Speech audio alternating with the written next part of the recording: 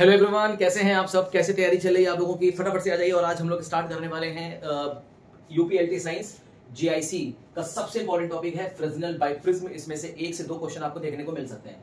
हालांकि Fresnel biprism देखा जाए तो ये MRS, KVS, BPSC, state, NBS में नहीं आता, लेकिन ये यूपीएलटी साइंस जीआईसी के एग्जाम में ही आता है। या फिर जैसे कि आपको किसी स्टेट का जो पब्लिक सर्विस कमीशन जो एलटी का या जीआईसी का एग्जाम आता है, किसी भी स्टेट का जो एलटी का एग्जाम होता है उसमें ये टॉपिक बहुत इंपॉर्टेंट है। जैसे DSSB के लिए बहुत इंपॉर्टेंट है, जैसे हरियाणा पब्लिक सर्विस कमीशन के लिए बहुत इंपॉर्टेंट है, जैसे राजस्थान पब्लिक सर्विस कमीशन के लिए बहुत इंपॉर्टेंट है। तो इन सब स्टेट के आपके एग्जाम होते हैं पब्लिक सर्विस कमीशन के थ्रू जो होते हैं, उसमें फ्रेस्नेल बाइप्रिज्म के क्वेश्चन आते हैं। क्या होता है फ्रेस्नेल बाइप्रिज्म? चलिए आज हम लोग डिस्कस कर लेते हैं फ्रेस्नेल बाइप्रिज्म, और इसी से रिलेटेड आज हम लोग क्वेश्चन भी करेंगे। दोस्तों, जैसे कि आप जानते हैं कि व्यक्तिकरण इंटरफेरेंस को ऑब्टेन करने के लिए सबसे बेसिक कंडीशन क्या होती है? सबसे बेसिक कंडीशन होती है 2 कोहेरेंट सोर्सेज। जब तक 2 कोहेरेंट सोर्सेज ऑब्टेन नहीं होगा तब तक इंटरफेरेंस का पैटर्न ऑब्टेन नहीं होगा। तो इंटरफेरेंस के लिए सबसे बेसिक कंडीशन क्या है? सबसे बेसिक इंटरफेरेंस के लिए सबसे बेसिक कंडीशन है कोहेरेंट सोर्सेज।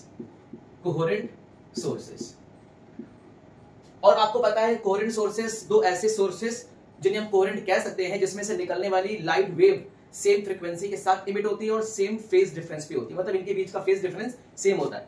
अगर मान लीजिए 2 सोर्स है और दोनों सोर्स को अगर आप कोहेरेंट सोर्स बोल रहे हैं तो ये कोहेरेंट सोर्स तभी होंगे जब इनसे निकलने वाली वेव सेम फ्रीक्वेंसी की वेव इमिट हो और साथ ही साथ इनके बीच में फेज डिफरेंस कांस्टेंट बना रहे, टाइम के साथ डिपेंड ना करे। तो ऐसे सोर्स को हम क्या बोल सकते हैं? कोहेरेंट सोर्स बोल सकते हैं। और आपको पता है दोस्तों, कोहेरेंट सोर्स को ऑब्टेन करने की जैसे हमने कई मेथड आपको बताए थे। कोहेरेंट सोर्स ऑब्टेन करने के हमारे पास 2 रास्ते हैं। पहला रास्ता यह है कि हम वेव फ्रंट को डिवाइड कर दें। We can divide the wave front of wave के वेव फ्रंट को डिवाइड कर दिया जाए। और दूसरा रास्ता हमारा है एम्पलीट्यूड या इंटेंसिटी ऑफ लाइट को हम क्या करें भाई साहब? डिवाइड कर दें। चलिए, तो पहला रास्ता हमारा ये है डिवीजन ऑफ वेव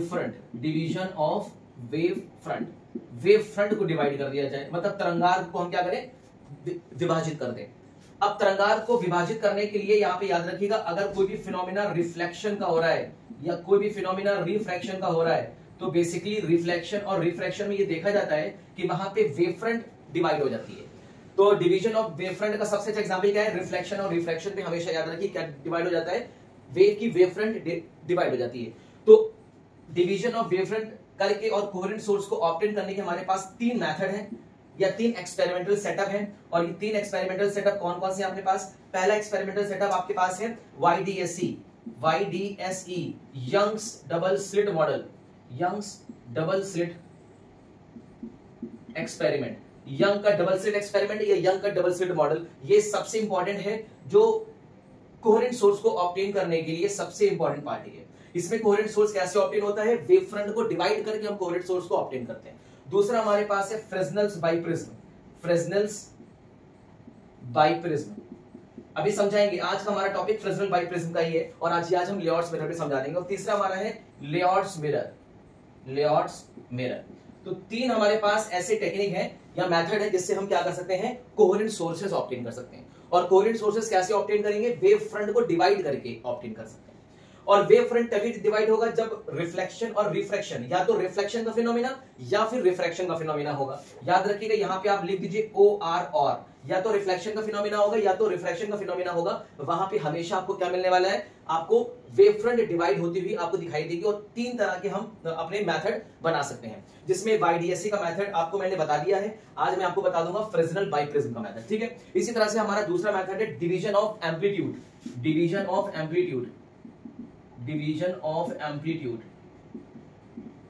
एम्पलीट्यूड का डिवीजन मतलब इंटेंसिटी का डिवीजन होता है। अब वेव की इंटेंसिटी या एम्पलीट्यूड कैसे डिवाइड होता है? पार्शियल रिफ्रैक्शन और पार्शियल रिफ्रैक्शन होता है, याद रखिएगा। किसी भी वेव के एम्पलीट्यूड को डिवाइड करने का सबसे बेहतर रास्ता क्या है? या तो अगर पार्शियल रिफ्रैक्शन, किसी भी सरफेस पे अगर पार्शियल रिफ्लेक्शन और पार्शियल रिफ्रैक्शन हुआ तो वहां पे हमेशा याद रखिएगा एम्पलीट्यूड डिवाइड कर जाती है, ठीक है। तो यहां पे क्या मिलेगा आपको? Partial reflection and partial refraction मिलेगा। ओके, चलिए बहुत बढ़िया, मतलब आंशिक परावर्तन, आंशिक अपवर्तन मिलेगा। यहां पे हमारे पास 2 मेथड हैं जिससे कि हम क्या कर सकते हैं? कोहेरेंट सोर्सेस ऑब्टेन कर सकते हैं। सारे मेथड कैसे हैं? कोहेरेंट सोर्स को ऑब्टेन करने के मेथड है। तो पहला हमारे पास है थिन फिल्म इंटरफेरेंस। कौन सा है दोस्त? Thin film interference. और थिन फिल्म इंटरफेरेंस का सबसे बेहतरीन एग्जांपल है न्यूटन्स रिंग। सबसे बेहतर एग्जांपल कौन सा है? Newton's ring is the best example for thin film interference. और दूसरा हमारे पास मेथड है माइकलसन इंटरफेरोमीटर। क्या है दोस्त? Michelson interferometer. माइकलसन इंटरफेरोमीटर से भी हम क्या कर सकते हैं? दो कोहेरेंट सोर्सेस ऑब्टेन कर सकते हैं। आपके सिलेबस में यंग डबल स्लिट मॉडल है, फ्रेस्नेल्स बाइप्रिज्म है, और आपके सामने थिन फिल्म और न्यूटन्स रिंग, ये आपके सिलेबस में है दोस्त, ठीक है। और आपको पता होना चाहिए कि हमने वाईडीएससी का पार्ट अपना कवर कर लिया है, और आज हम लोग देखने वाले हैं फ्रेस्नेल बाइप्रिज्म, और हमारे टॉपिक का नाम भी क्या है? Fresnel biprism. तो हम आज करने ये वाले हैं, हम लोग कोहेरेंट सोर्सेस ऑब्टेन करने वाले हैं। क्यों कोहेरेंट सोर्सेस की रिक्वायरमेंट है? इंटरफेरेंस ऑब्टेन करने के लिए। इंटरफेरेंस का मतलब अल्टरनेट ब्राइट और डार्क फ्रिंजेस ऑब्टेन करने के लिए हमें कोहेरेंट सोर्सेस चाहिए। बिना कोहेरेंट सोर्सेस के हम इंटरफेरेंस का पैटर्न नहीं करा सकते, ठीक है दोस्त। तो आज हम लोग देखने वाले हैं बाइप्रिज्म और फ्रेस्नेल बाइप्रिज्म। इसको फ्रेस्नेल बाइप्रिज्म क्यों बोला गया? क्योंकि फ्रेस्नेल ने सबसे पहले इस मेथड को निकाला और इसका एक्सपेरिमेंटल सेटअप बनाकर दो कोहेरेंट सोर्सेस ऑब्टेन किए। अब इनका एक्सपेरिमेंटल सेटअप क्या था? इन्होंने इसमें प्रिज्म लिया, और यहां पे लिखा हुआ है बाइप्रिज्म, मतलब दो प्रिज्म लेकर एक मोनोक्रोमेटिक लाइट के सोर्स से दो वर्चुअल कोहेरेंट सोर्सेस ऑब्टेन कर लिए। फिर उसके माध्यम से उन्होंने कैसे इंटरफेरेंस ऑब्टेन कराया, चलिए देखते हैं। अब हेडिंग फटाफट से आप लोग लगा लीजिए, फ्रेस्नेल बाइप्रिज्म। तो फ्रेस्नेल बाइप्रिज्म इंपॉर्टेंट है, इसमें से क्वेश्चंस आपको देखने को मिलेगा। मैं जब आपको थ्योरी पार्ट पढ़ा दूंगा, थ्योरी पार्ट पढ़ाने के बाद आपको खुद इस बात का रियलाइज होगा कि इसके क्वेश्चंस कैसे आते हैं। तो आपको मैं इसके क्वेश्चंस भी बता दूंगा, प्रीवियस ईयर क्वेश्चंस या बाकी के स्टेट में किस तरह से क्वेश्चंस फ्रेस्नेल बाइप्रिज्म पे आते हैं। तो देखिए फ्रेस्नेल ने क्या किया? फ्रेस्नेल ने दो प्रिज्म लिए। फ्रेस्नेल ने क्या किए? दो प्रिज्म लिए।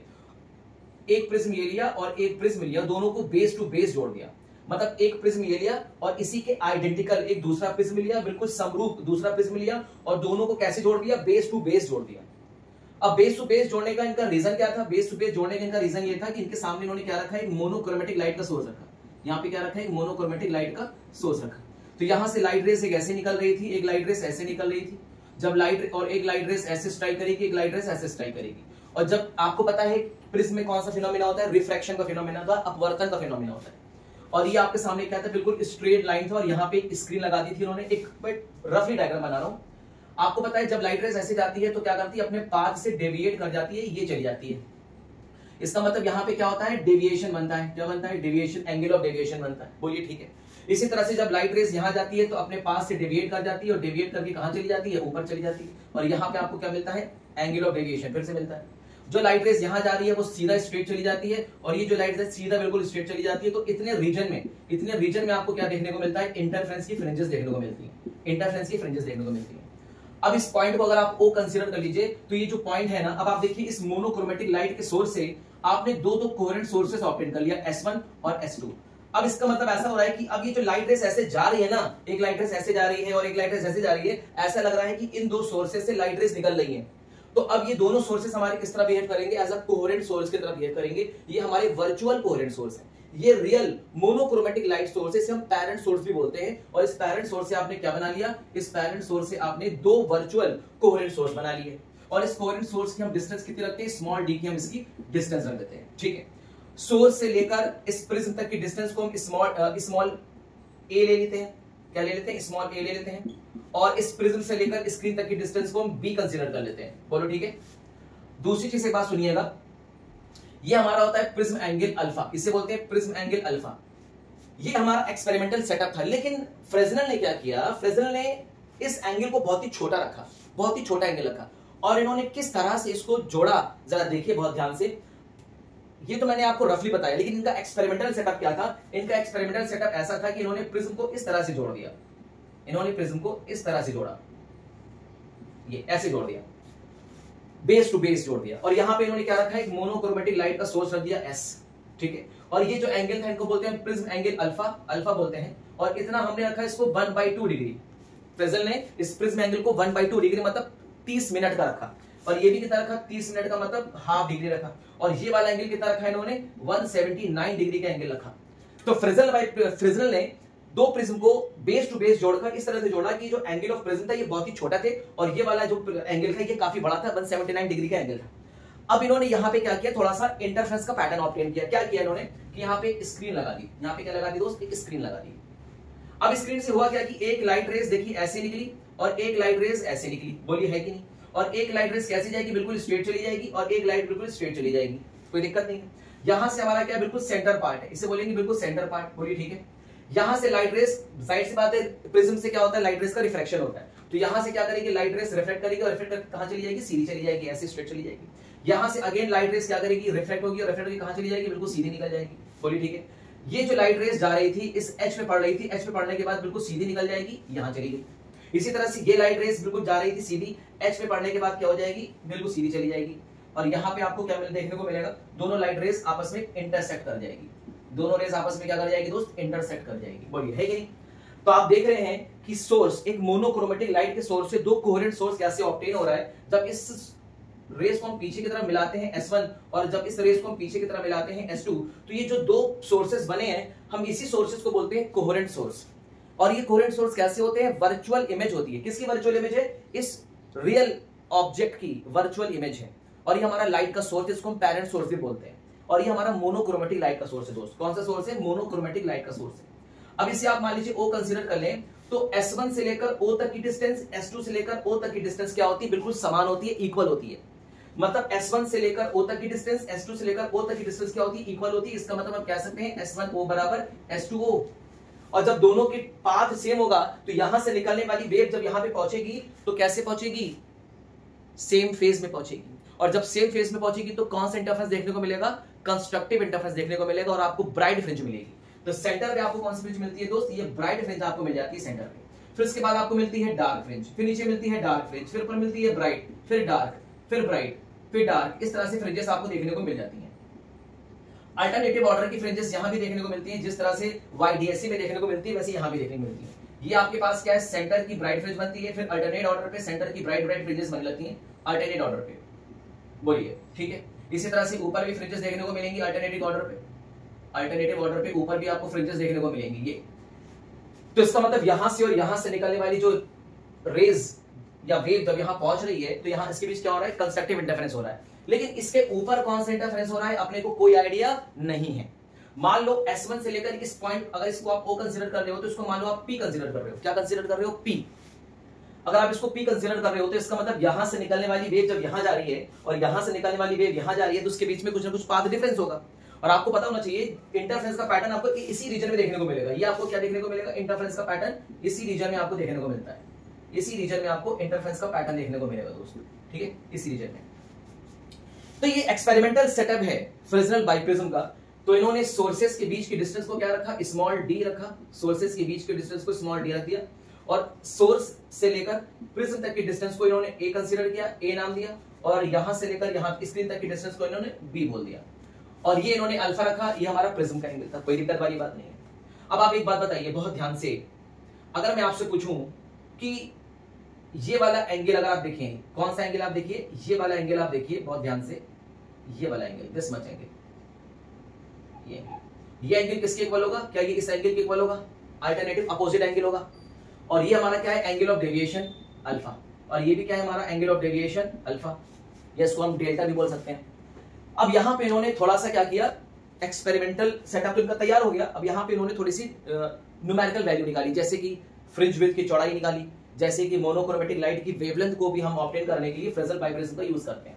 अब फ्रेस्नेल बाइप्रिज्म का एक्सपेरिमेंटल सेटअप तो आपके सामने निकल आया, खैर इसी को हम देखेंगे। अब इसको हम हटा देते हैं, ठीक है।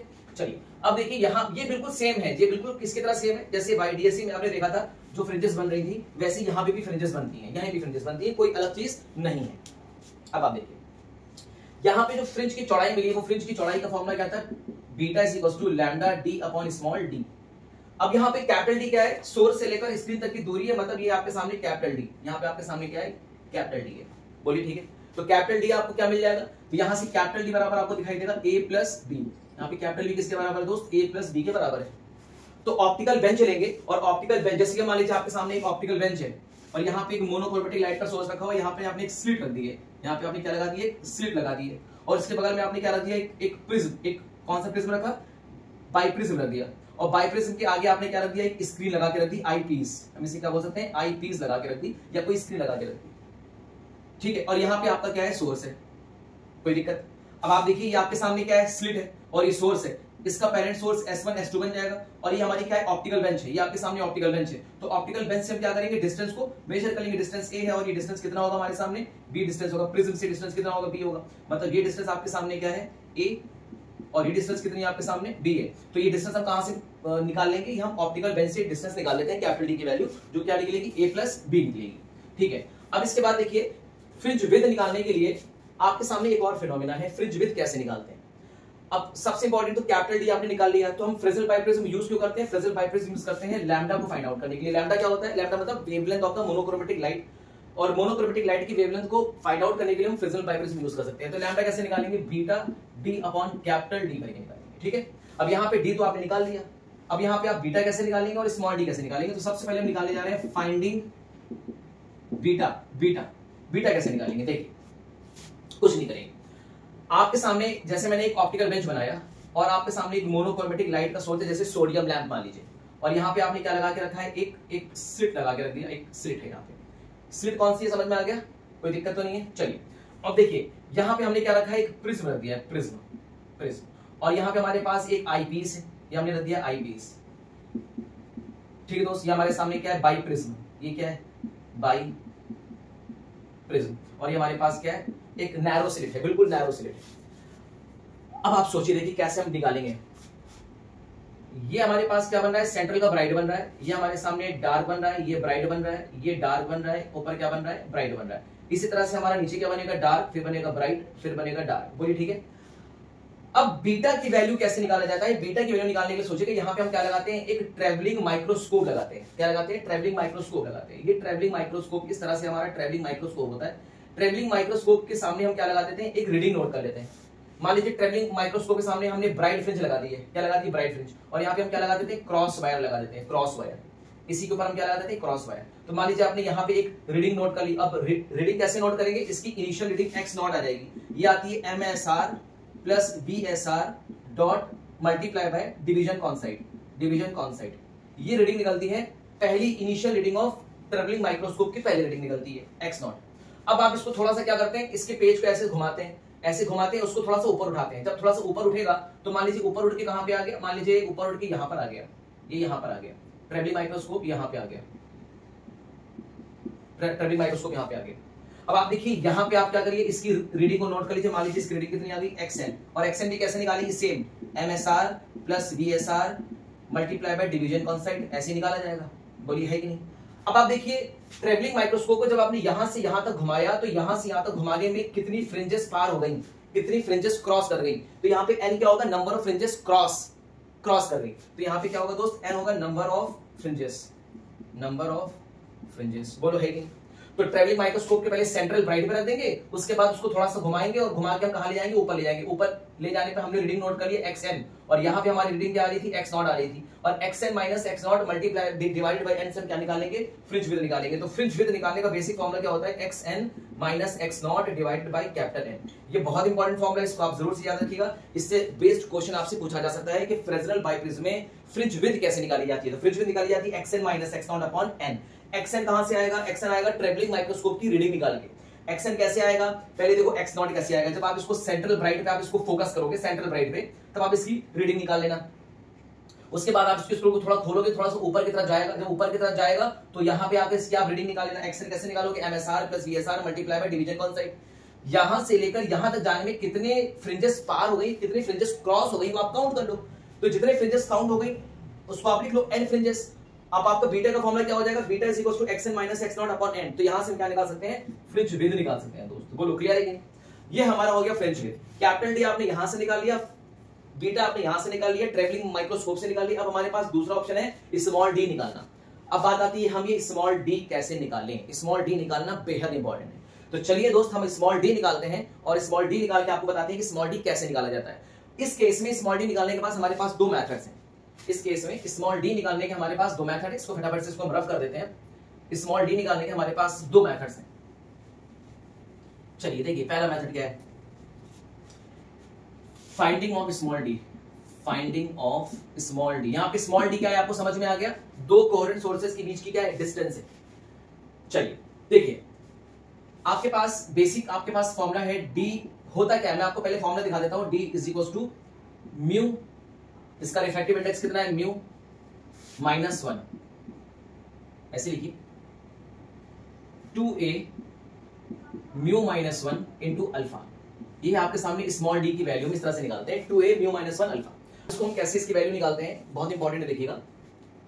एक बात बताइए, अगर ये एंगल ऑफ प्रिज्म अगर बहुत छोटा है और प्रिज्म का रिफ्रैक्टिव इंडेक्स अगर म्यू है, तो for the minimum angle of deviation के लिए आपने एक सूत्र पढ़ा होगा, प्रिज्म में पढ़ा होगा, del is equal to mu -1 times of alpha. ये हम कब यूज करते हैं, for minimum prism angle and small angle of deviation, small angle of deviation के लिए आपने ये फॉर्मूला पढ़ा होगा।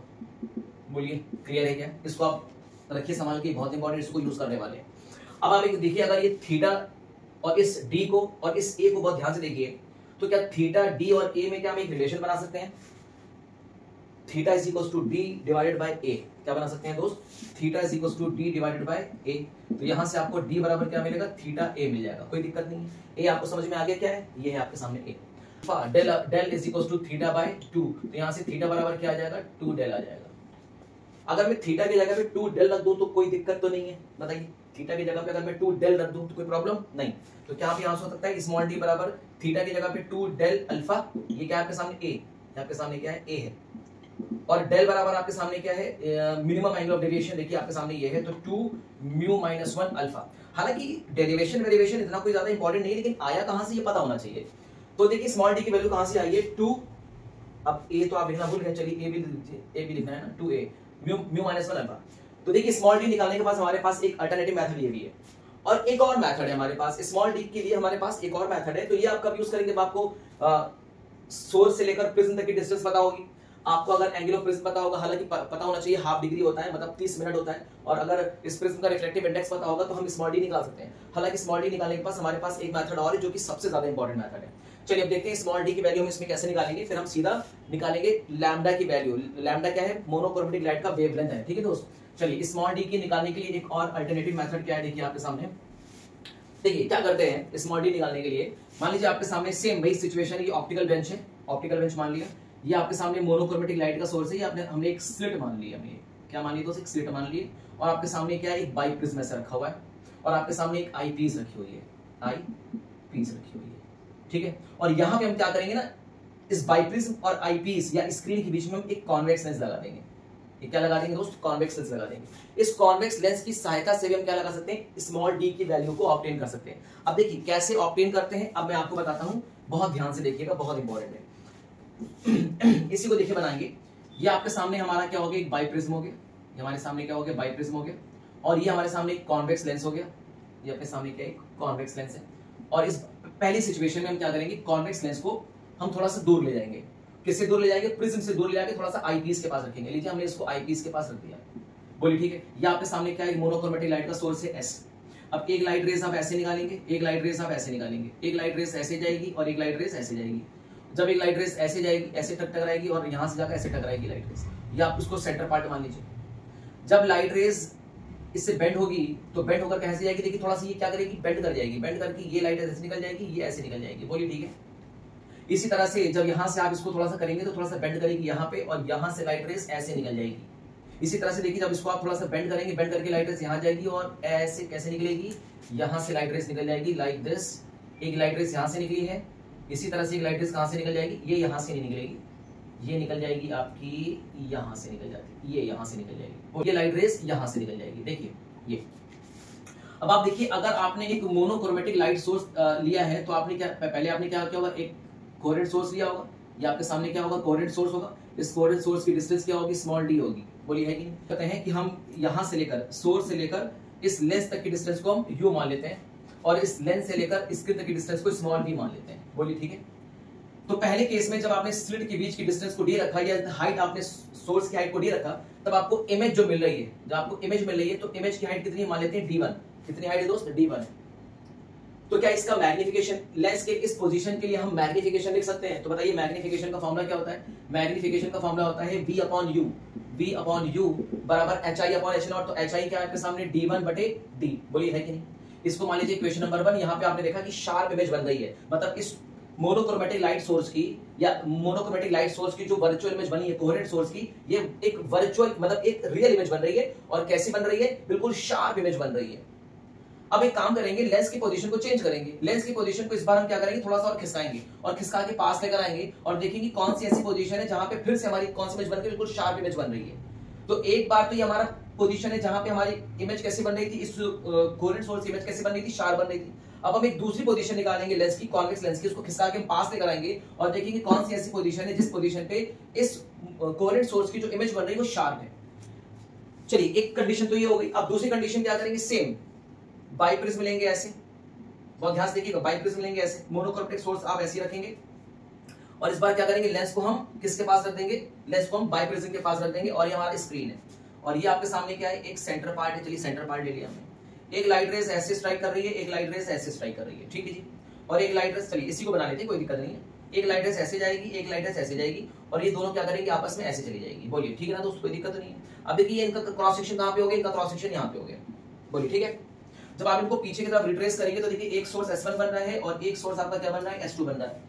और इस सोर्सेस के बीच की डिस्टेंस अभी भी क्या है, स्मॉल d ही रखी गई है, लेकिन इस बार हमने लेंस को क्या कर दिया, दूसरे पोजीशन पे लेकर आ गए। पहले लेंस की पोजीशन आईपीस के पास थी, दूसरी बार हम लेंस की पोजीशन को बाइप्रिज्म के पास कर देंगे। और इस सिचुएशन में भी आपको जो इसकी इमेज बन रही है, दो कोहेरेंट सोर्स की इमेज बन रही है, उसकी हाइट मान लेते हैं कितनी है, d2 है। और यहाँ पे आपको कैसे मिल रही है, शार्प इमेज बन रही है, एकदम शार्प इमेज बन रही है। और यहाँ पे इमेज कैसी हो रही थी, एकदम शार्प इमेज बन रही थी। तो आपको मैंने डिस्प्लेसमेंट मेथड पढ़ाया, आपको याद होना चाहिए कि जो डिस्टेंस ऑफ यू और डिस्टेंस वी होता है, ये अल्टरनेट क्या करता है, चेंज हो जाता है। अब इस बार क्या हो जाएगा, सोर्स से लेकर यहां तक की डिस्टेंस हमारी v हो जाएगी और यहां से यहां तक डिस्टेंस कितनी हो जाएगी, u हो जाएगी। बोलिए क्लियर है? ऐसा क्यों हुआ, समझ में आया? क्योंकि मैग्निफिकेशन का प्रोडक्ट क्या हो जाता है, 1 हो जाता है। मैंने इस केस में बताया डिस्प्लेसमेंट मेथड, अगर आपको याद हो तो डिस्प्लेसमेंट मेथड में आपने पढ़ा होगा कि दोनों सिचुएशन में, लेंस की दो सिचुएशन में जो इमेज बन रही है वो शार्प है। और अगर इमेज शार्प है तो इस केस का मैग्निफिकेशन और इस केस का मैग्निफिकेशन का प्रोडक्ट कितना होगा, 1 होगा। मान लीजिए इस केस का मैग्निफिकेशन कितना है, m1, तो इस केस का मैग्निफिकेशन कितना होगा, m2 इज इक्वल टू, बताइए u अपॉन v कितना हो जाएगा दोस्त, u डिवाइडेड बाय v। ये है इमेज की डिस्टेंस, ये है ऑब्जेक्ट की डिस्टेंस। दूसरे वाली पोजीशन में इमेज की डिस्टेंस क्या बन जाती है, ऑब्जेक्ट की, और ऑब्जेक्ट डिस्टेंस क्या बन जाता है, इमेज की डिस्टेंस बन जाती है। तो फॉर्मूला हमारे पास क्या आ जाएगा, देखिए d2 डिवाइडेड बाय d आ जाएगा। इससे मान लेंगे इक्वेशन नंबर 2। और डिस्प्लेसमेंट मेथड में आपने पढ़ा है कि अगर लेंस की पोजीशन को आप अल्टरनेटिवली चेंज करिए, एक पोजीशन ये रखिए, एक पोजीशन ये रखिए, और दोनों पोजीशन में अगर इस सोर्सेस की जो इमेज बन रही है अगर वो शार्प इमेज है तो दोनों के मैग्निफिकेशन का प्रोडक्ट हमेशा 1 होता है। ये बहुत इंपॉर्टेंट फॉर्मूला आप याद रखिएगा, m1 multiplied by m2 is equal to कितना होता है, 1 होता है। अब m1 कितना है आपके सामने, देखिए v डिवाइडेड बाय u और multiply by d1 upon d multiply by m2 कितना आपके सामने, u upon v multiply by d2 divided by d is equals to 1। देखो v से v कट गया, u से u कट गया, d1 multiply by d2 upon d square आ गया और यहां से आपके आ जाएगा d is equals to under root के अंदर d1 डॉट d2। बहुत इंपॉर्टेंट फॉर्मूला है, इसे आप नोट कर लीजिए। दो कोहेरेंट सोर्स के बीच की डिस्टेंस निकालने का हमारे पास एक और फॉर्मूला ये है और इस पे बेस्ड आपके सामने क्वेश्चन एग्जाम में देखने को मिल सकता है दोस्तों, ये मोस्ट इंपॉर्टेंट है। तो देखिए दो कोहेरेंट सोर्स के बीच की डिस्टेंस निकालने के लिए हमारे पास दो फॉर्मूला है। एक तो हम बेसिक फॉर्मूला यूज कर सकते हैं, कौन सा फॉर्मूला यूज करेंगे, small d is equal to 2 a mu minus 1 alpha.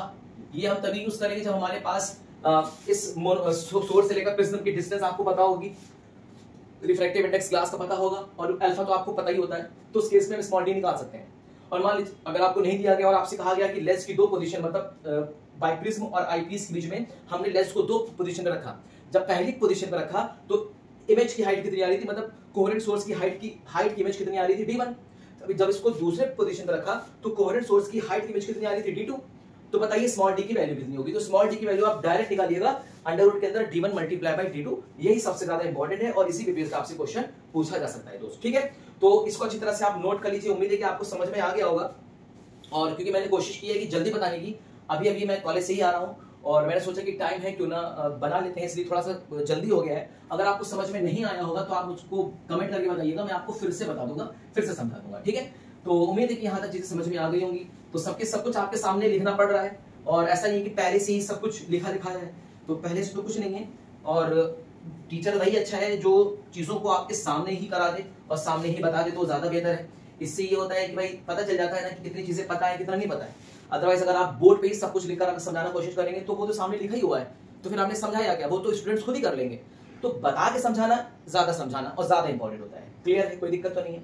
चलिए इसको आप अच्छी तरह से डायग्राम नोट कर लीजिए। तो हमारे पास देखिए फ्रिंज विड्थ का लैम्डा का क्या फॉर्मूला आपके सामने, फ्रिंज विड्थ का पहले बताइए फॉर्मूला क्या था, फ्रिंजल बाइप्रिज्म में lambda capital D upon small D, हम यहाँ पे क्या निकालेंगे लैम्डा। एक बात याद रखिएगा, फ्रिंजल बाइप्रिज्म को यूज किया जाता है मोनोक्रोमेटिक लाइट की वेवलेंथ को ऑब्टेन करने के लिए, या किसी भी शीट या किसी भी रिफ्रैक्टिव मटेरियल या किसी भी शीट की थिकनेस को ऑब्टेन करने के लिए, जैसे ग्लास की थिकनेस को, जैसे माइका की थिकनेस को ऑब्टेन करने के लिए भी हम फ्रिंजल बाइप्रिज्म को यूज कर सकते हैं। ठीक है दोस्त, इसका यूज उसी तरह है जिस तरह से हम YDSC का यूज करते हैं। तो आपके सामने क्या आ जाएगा, beta small D upon capital D. तो देखिए इसके दो फॉर्मूले आपके सामने बन सकते हैं। पहला तो बीटा का फॉर्मूला तो आपको पता है, xn minus x not divided by n multiply by D. Small D का एक फॉर्मूला कौन सा था दोस्त, 2a mu minus 1 alpha divided by capital D कितना होता है, a प्लस बी। एक फॉर्मूला आपके सामने ये आ जाएगा लैम्डा का, इससे मोनोक्रोमेटिक लाइट की वेवलेंथ को निकाला जा सकता है। और इसी फॉर्मूले से आपको बीटा भी पूछा जा सकता है। देखिए बीटा का फॉर्मूला याद रखिएगा, xn minus x nought upon n। यहाँ पे b क्या है, फ्रिंज विड्थ, यहाँ पे इसको क्या बोलेंगे, फ्रिंज विड्थ बोलेंगे, फ्रिंज विड्थ। और ये किसमें फ्रिंज विड्थ है, फ्रिंजल बाइप्रिज्म में कैसे फ्रिंज विड्थ है। यहाँ पे n क्या है, number of fringes, number of fringes. इसी तरह से यहाँ पे देखिए ये किसका फॉर्मूला है आपके सामने, 2a म्यू माइनस 1 अल्फा किसका फॉर्मूला है, ये स्मॉल d का फॉर्मूला है। और स्मॉल d का फॉर्मूला इस केस में आप याद रखिएगा 2a mu minus 1 alpha, most important most important most important. और कैपिटल d तो आपके सामने दिखाई दे रहा है a प्लस बी। अच्छा दूसरा फॉर्मूला क्या बन सकता है लैम्डा का, दूसरा फॉर्मूला बन सकता है बीटा तो वैसे ही रहेगा xn minus x nought upon capital n और मल्टीप्लाई बाय, देखिए स्मॉल डी, स्मॉल डी का फॉर्मूला मैंने अभी आपके सामने लिखा था, अंडर रूट के अंदर d1 dot d2 divided by capital D. और कैपिटल डी कितना होता है, a प्लस बी होता है दोस्त। ठीक है, तो फ्रिंजल बाइप्रिज्म से मोनोक्रोमेटिक लाइट की वेवलेंथ निकालने के हमारे पास दो फॉर्मूले हैं, और दोनों फॉर्मूले में हम स्मॉल डी की अलग अलग तरह से निकाल सकते हैं। हम चाहे तो इस तरह से भी निकाल सकते हैं, या फिर हम इस तरह से निकाल सकते हैं, अंडर रूट के अंदर d1 डॉट d2। ये कहां से आया, बाय द डिस्प्लेसमेंट मेथड से आया, डिस्प्लेसमेंट मेथड। और डिस्प्लेसमेंट मेथड आपको याद होगा, मैंने आपको बता दिया है डिस्प्लेसमेंट मेथड क्या होता है। ठीक है, बहुत ही डिटेल में आपको मैंने बताया है, बहुत इंपॉर्टेंट है डिस्प्लेसमेंट मेथड। और फ्रिंजल बाइप्रिज्म में स्मॉल डी की वैल्यू निकालने के लिए या दो कोहेरेंट सोर्स के बीच की डिस्टेंस निकालने के लिए डिस्प्लेसमेंट मेथड ही यूज किया जाता है दोस्तों। और इस पे बेस्ड क्वेश्चन आपको देखने को मिलेगा 101%। ठीक है, तो फ्रिंजल बाइप्रिज्म में इतना ही है और कुछ ज्यादा खास नहीं है, बस इतना ही है। और इसके बाद मैं आपको बताऊंगा कि फ्रिंजल बाइप्रिज्म बिल्कुल YDSC की तरह है। YDSC में जैसे सेंटर पे ब्राइट मिलती थी, यहाँ भी क्या मिलती है, सेंटर पर ब्राइट मिलती है। यहाँ पे आपका क्या होता है, सेंट्रल ब्राइट, ये होता है फर्स्ट डार्क, ये भी होती है फर्स्ट डार्क। ऊपर क्या होती है, फर्स्ट ब्राइट, यहाँ पे आपकी होती है फर्स्ट ब्राइट। ऊपर क्या होती है, सेकंड डार्क, नीचे क्या होता है, सेकंड डार्क। ऊपर क्या होती है, सेकंड ब्राइट, नीचे क्या होती है, सेकंड ब्राइट। फिर ऊपर क्या होता है, थर्ड डार्क, नीचे क्या होता है, third dark, and so on. जैसे YDSC में सेंटर के ऊपर अल्टरनेटिव ऑर्डर में डार्क ब्राइट में ली थी, उसी तरह से फ्रिंजल बाइप्रिज्म में भी क्या होगा कि सेंटर ब्राइट के ऊपर और नीचे अल्टरनेटिव ऑर्डर में डार्क ब्राइट फ्रिंजेस बनेगी। और फ्रिंजेस की थिकनेस कांस्टेंट होगी। जैसे YDSC के केस में फ्रिंजेस की थिकनेस कांस्टेंट होती थी, उसी तरह से फ्रिंजल बाइप्रिज्म में भी फ्रिंजेस की थिकनेस क्या होगी, कांस्टेंट होगी। और फ्रिंजेस की थिकनेस कांस्टेंट कब तक रहेगी, जब तक स्क्रीन और सोर्स कांस्टेंट रहेगा। मतलब अगर इनकी और इनकी पोजीशन अगर चेंज नहीं हुई, ध्यान से सुनिएगा, अगर सोर्स की और स्क्रीन की अगर पोजीशन चेंज नहीं हो रही है, तब फ्रिंज विड्थ हमेशा कांस्टेंट रहेगा। मतलब फ्रिंज की जो विड्थ होगी वो हमेशा कांस्टेंट होगी। अगर इन दोनों में से आपने किसी को भी मूव करा दिया, या स्क्रीन को मूव करा दिया, मतलब आईपीस को मूव करा दिया, या फिर सोर्स को मूव करा दिया, तो फ्रिंज विड्थ की चौड़ाई कम ज्यादा होने लगेगी। अब वो आपको पता होना चाहिए किस पे डिपेंड करती है, फ्रिंज विड्थ कैपिटल डी के डायरेक्टली प्रोपोर्शनल होती है। जब इनके बीच की दूरी कम होगी तो फ्रिंज विड्थ की चौड़ाई भी क्या हो जाएगी, कम हो जाएगी। ठीक है दोस्त, बहुत बढ़िया। तो इतना था हमारा फ्रिंजल बाइप्रिज्म। इससे ज्यादा फ्रिंजल बाइप्रिज्म में आपके सिलेबस में नहीं है दोस्त, इतना ही पढ़ लीजिएगा, इनफ है, बहुत है, इससे ज्यादा आपको कुछ भी पढ़ने की जरूरत नहीं है। उम्मीद है कि आपने डेरिवेशन वगैरह देखा होगा। हालांकि डेरिवेशन करने की कोई ऐसी बहुत ज्यादा रिक्वायरमेंट नहीं है और कोई बहुत ज्यादा डेरिवेशन करने की जरूरत नहीं है। ठीक है, चलिए, तो अब इसके बाद इसके बेस्ड इंपॉर्टेंट क्वेश्चंस भी अभी कराना है कि फ्रिंजल बाइप्रिज्म पे बेस्ड इंपॉर्टेंट क्वेश्चंस कैसे एग्जाम में आ सकते हैं। तो मैं टोटल 5 से 6 क्वेश्चंस कराऊंगा और उसी क्वेश्चंस में देख लीजिएगा आपको एक क्वेश्चन मिल जाएगा। उसी 5 से 6 क्वेश्चन में एक क्वेश्चन आपको देखने को मिल जाएगा, पूरी गारंटी है। ठीक है दोस्त, चलिए, तो फिर यहाँ पे हम आज की क्लास करते हैं समाप्त। इसके बाद हम आपको ले चलेंगे आगे की तरफ। अभी हमारा बहुत सा आगे का टॉपिक बाकी है, तब तक आप अपनी पढ़ाई करते रहिए, तैयारी करते रहिए। All the very best.